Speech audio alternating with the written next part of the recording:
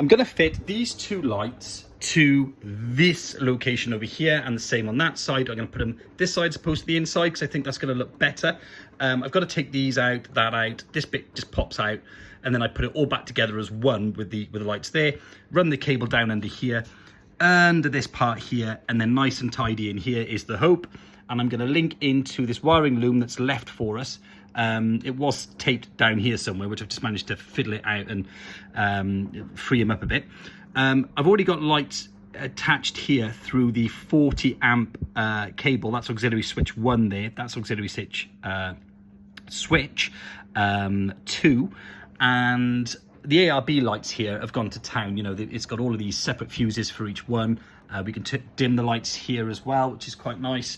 And they are plugged into the headlights as well as being independently switched through the auxiliary 1 switch. So I'm going to go with number 3 because 1 and 3 sit next to each other, and that just feels a bit better if I want to use both at the same time nice and easily, I suppose. And I am going to put the rear ones that I'm going to do a bit later on a different video into auxiliary switch 4 there. The other 15 amp cables there, and these are 40 amp by the way. So I'm going to get cracking with that, and I'll show you a little bit later on how I get on. Okay, lights are on, and I've run the cable down the back there, which is why we had to take that panel off ultimately. So the cable runs down the back, as promised, in she goes, round here, and then I've just connected these 2 power cables together with one of these. So the good thing about this is I can just chuck that cable into there, and that's the power sorted. But I'm wiring in the earths first, and I've wired them both to the same place, one so I know where they're both routed, and I've basically just taken that bolt off here.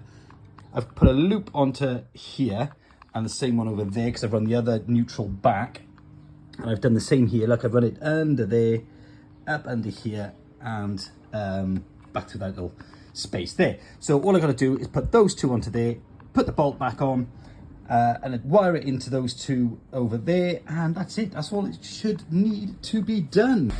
Okay, here we go, acid test.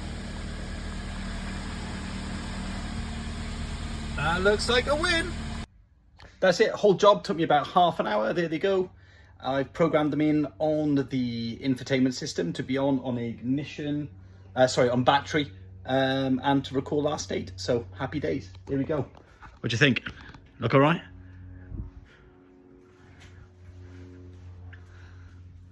Yeah, pleased with that.